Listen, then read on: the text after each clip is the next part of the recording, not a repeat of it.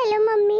अरे क्या हुआ बेटा, तू ऐसे रो क्यों रही है? मम्मी मैं इस घर में नहीं रह सकती हूँ, मैं आपके पास आना चाहती हूँ। अरे बेटा ये क्या बोल रही है, क्या बात हो गई? अरे मम्मी मैं इस घर के लोगों से तंग आ चुकी हूँ, इनकी रोज नई नई फरमाइशें निकलती रहती है। अरे मम्मी इतनी फरमाइशें आप कैसे पूरा करोगे? हुआ क्या बेटा ये तो बता। अरे मम्मी आपको पता है अभी ना पापा ने इनको गाड़ी दी थी ना खरीद के पिछले महीने। बेटा दी तो थी। हाँ मम्मी, और मुझे ये पता है कि पापा ने घर के कागजात गिरवी रख के वो गाड़ी खरीदी थी। हाँ बेटा, लेकिन तुझे कैसे पता? बेटी हूँ मम्मी आपकी, सब जानती हूँ। क्या मैं अपने घर के हालात नहीं जानती हूँ? ठीक है बेटा, लेकिन कोई बात नहीं, तेरे पापा धीरे धीरे करके सारे पैसे चुका देंगे और ले आएंगे कागजात घर के। मम्मी आपको पता है मेरी सासू माँ ने क्या कहा है? अरे उन्होंने कहा है कि इस घर के लिए 3 एसी मंगा अपने मायके वालों से। बताइए कैसे इनकी फरमाइशें आप पूरी करेंगी? अभी तो आपने गाड़ी दिया था घर के कागज गिरवी रख के, अब इन्हें 3 एसी कैसे देंगी आप? मैं कुछ नहीं जानती मम्मी, मैं आना चाहती हूँ वहाँ, इस घर में और नहीं रह सकती। बेटा तू पागल हो गई है क्या? अरे ऐसा घर तो किस्मत वालों को मिलता है, इतना बड़ा घर है उनका, इतना बड़ा खानदान है, इतने पैसे वाले लोग हैं, और तू ये सब कुछ छोड़कर यहाँ आना चाहती है? अरे नहीं नहीं बेटा, ऐसी गलती मत करना। तो मम्मी आखिर मैं करूँ तो करूँ क्या, आप ही बता दीजिए।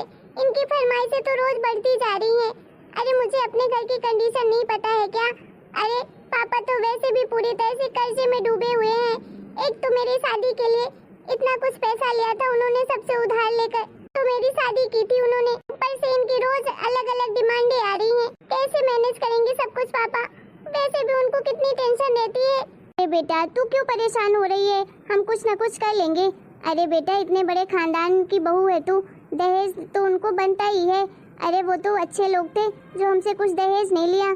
अरे ये छोटी मोटी चीजें तो मांग रहे हैं, हम धीरे धीरे करके सब कुछ उनका पूरा करेंगे। तो बेटा गलती से भी यहाँ मत आना। बेटा मैं आज ही तेरे पापा से बात करूंगी और हम कुछ न कुछ जुगाड़ कर ही लेंगे। अरे कर्जा हुआ तो क्या हुआ, धीरे धीरे करके हम चुका देंगे। अरे हमें तो इस बात की खुशी है कि मेरी बेटी की शादी बहुत बड़े खानदान में हुई है और वो वहाँ हमेशा खुश रहेगी। पैसे का क्या है, आते जाते रहते हैं, हम दोनों लोग मेहनत करके सारे पैसे चुका देंगे। ये 3 एसी ही तो देनी है, मैं कुछ न कुछ जुगाड़ करके कल ही भिजवा दूंगी। मम्मी मीना मेरी हालत समझ नहीं सकती है, पापा बेचारे कितने परेशान हो गए इन सब की वजह से। अब मुझे ही कुछ करना पड़ेगा, मैं ऐसे हाथ पे हाथ रखकर नहीं बैठ सकती हूँ। मम्मी तो समझने वाली नहीं है, उनको तो ऊंचे खानदान से मतलब है। अरे कोई मुझसे पूछे कि मुझे कैसा लगता है यहाँ, मुझे तो ऐसा ऊंचा खानदान बिल्कुल नहीं चाहिए। कोई गरीब घर में मेरी शादी होती तो मैं ज्यादा खुश रहती। अरे बहू कहाँ मर गई, इधर आ। जी मम्मी जी आई। हाँ मम्मी जी बोलिए। अरे बहू तुझे मैंने कुछ कहा था, तूने बात की अपने मम्मी पापा से कि नहीं एसी के लिए? देख मैंने तुझे बोला है कल शाम तक एसी आ जानी चाहिए घर में, बात कर लिया ना तूने? मम्मी जी मैंने बोला है पापा को। अच्छा तो क्या बोला तेरे पापा ने, कब तक आ जाएगी एसी? मम्मी जी मैंने पापा को ये बोला है कि हमें इस घर में कोई एसी नहीं चाहिए और आप इस घर में कभी कुछ भी लेकर मत आना। अगर आपको आना ही है तो सिर्फ आप अपनी बेटी से मिलने आना। क्या बकवास कर रही है तू? हाँ एसी के लिए तूने बात नहीं की अपने बाप से? देखिए मम्मी जी मैं इतनी भी बेशरम नहीं हूँ कि अपने घर वालों को इतनी परेशानी में देख कर भी उनसे मैं ये डिमांड करूँ कि मुझे एसी चाहिए अपने ससुराल के लिए। मैं आपको बताया था ना कि मेरे मम्मी पापा के पास इतने पैसे नहीं हैं कि वो इतनी डिमांडें आपकी पूरी कर सके। अगर आप लोग को एसी ही चाहिए तो खुद से पैसे खरीद कर लाइए ना, मेरे मम्मी पापा क्यों खरीद के देंगे आपको? हमारे घर में किस चीज की कमी है? ये भी इतना अच्छा पैसा कमाते हैं, बाबूजी भी पैसा कमाते हैं, आप जो चाहें वो खरीद सकती हैं, फिर उसके लिए आप मेरे घर वालों को क्यों परेशान कर रही हैं? अरे क्यों ना परेशान करूं, अरे मैं भी तुझे कोई इस घर में खुशी से नहीं लेकर आई थी समझी? तो मेरी किस्मत फूटी थी कि जो तुझे मैं अपने इस घर की बहू बना ली। अरे तो मम्मी जी अगर मैं आपको नहीं पसंद थी तो आपने मेरी शादी क्यों की थी? आप नहीं करते अपने बेटे की शादी मुझसे? अरे हम भी कोई शौक से नहीं लाए थे तुझे समझी? अरे तुझे नहीं पता क्या, हम तो तुझे तेरे मंडप पर ही छोड़ कर आ रहे थे। मेरे बेटे को तो तू बिल्कुल भी पसंद नहीं थी और मुझे भी नहीं पसंद थी। तो राहुल के पापा थे जो तुझे इस घर की बहू बनाना चाहते थे, फिर भी हमने मना कर दिया था। अरे तेरे शादी के दिन ही तेरे बाप ने हमारे पैर पकड़ लिए थे, हमारी बेइज्जती मत करवाइए प्लीज, हमारी बेटी को ले जाइए, हम सारी डिमांड पूरी करेंगे आपकी। इसलिए हम लोगों ने दया कर दी थी तुम लोगों पर और अपने घर की बहू बनाकर लेकर आ गए तुझे। नहीं तो तेरी औकात थी इस घर की बहू बनने की? मम्मी जी आप ये सच कह रही हैं?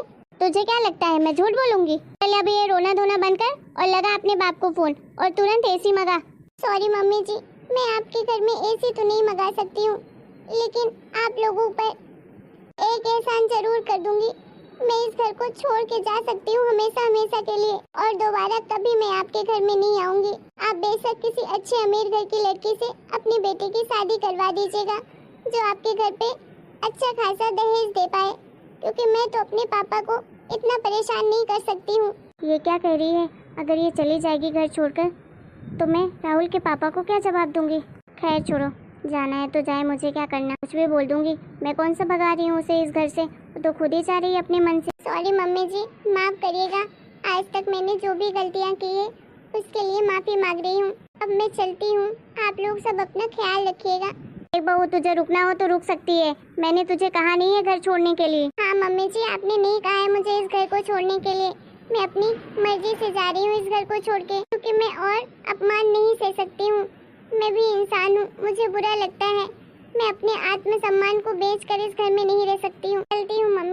अरे भाभी, आप कहाँ जा रही हैं? और इस तरह से रो क्यों रही हैं आप? कुछ नहीं दीदी, मैं बस इस घर को हमेशा के लिए छोड़कर जा रही हूँ। हाँ, आप इस घर को छोड़कर जा रही हैं? पर क्यों? क्या हुआ इस घर में? मम्मी, क्या हुआ है? आपने कुछ कहा है क्या भाभी को? भाभी इस घर को छोड़कर क्यों जा रही है? अरे मैंने नहीं कहा है तेरी भाभी को कुछ भी, वो तो अपनी मर्जी से जा रही है।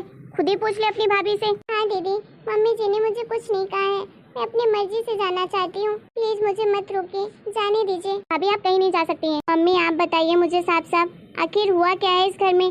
भाभी इस घर को छोड़कर क्यों जा रही हैं?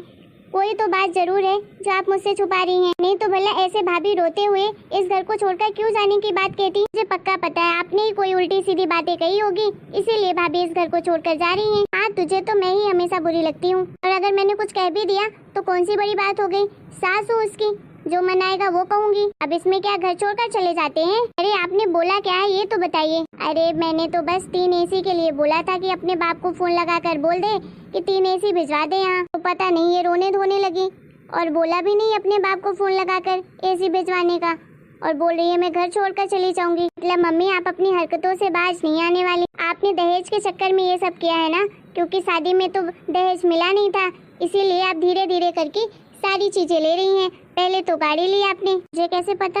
पापा ने बताया था मुझे, और कैसे पता? अरे मम्मी आखिर हमारे घर में किस चीज की कमी है जो आप इतनी घिनौनी चीजें करती रहती हैं? आपको भाभी को परेशान करने में क्या मजा आता है?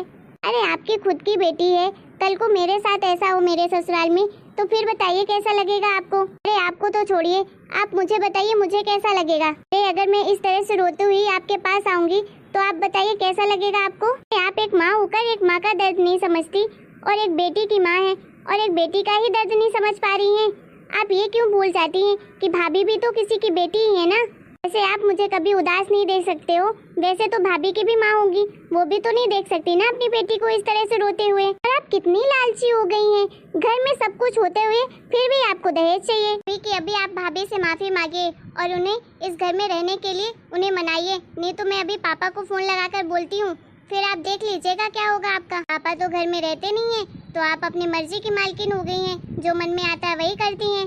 अगर पापा को इसके बारे में पता चलेगा ना तो भाभी तो नहीं जाएंगे इस घर से, आप जरूर चली जाएंगी।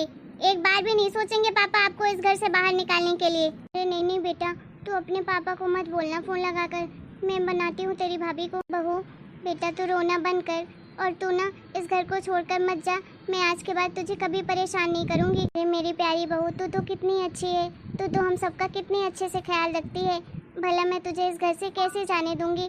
माफ़ कर दे जो भी मैंने तुझसे कहा। आज के बाद तो मैं कभी ना तो तुझे परेशान करूंगी और ना ही तेरे मायके वालों को। माफ़ कर दे बहू, और रुक जा इस घर में, इस घर को छोड़कर मत जा। तू ही है जो इस घर को संभाल सकती है अच्छे से। मुझसे बहुत बड़ी गलती हो गई है, एक बेटी की माँ होकर भी एक बेटी का दर्द नहीं समझ पाई।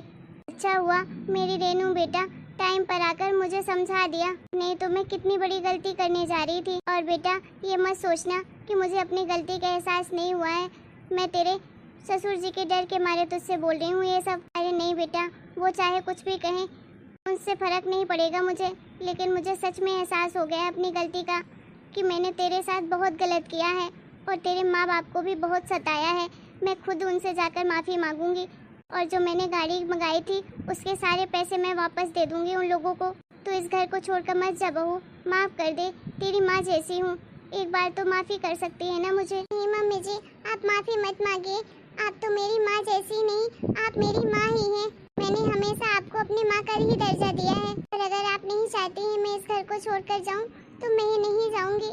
लेकिन मम्मी जी, दोबारा से आप मेरे मम्मी पापा को परेशान मत करिएगा प्लीज। कभी नहीं करूँगी बेटा, मैं तुझसे वादा करती हूँ, कभी भी तुझे भी परेशान नहीं करूँगी और ना ही तेरे मायके वालों को। अरे बेटा, इस दुनिया में अमीर गरीब तो सब होते हैं। अरे लोगों का तो दिल अच्छा होना चाहिए, दिल से अमीर होने चाहिए। अरे मैं इतनी अमीर हूँ तो क्या ही कर लिया, मैं तो गरीबों से बदतर हरकत कर रही थी। अरे मेरे मन में इतना लालच भरा था कि मैं तो गरीबों से भी बदतर हूँ। मैं तो धन मानती हूँ तुम्हारे मायके वालों को, तुम्हारे माँ बाप को।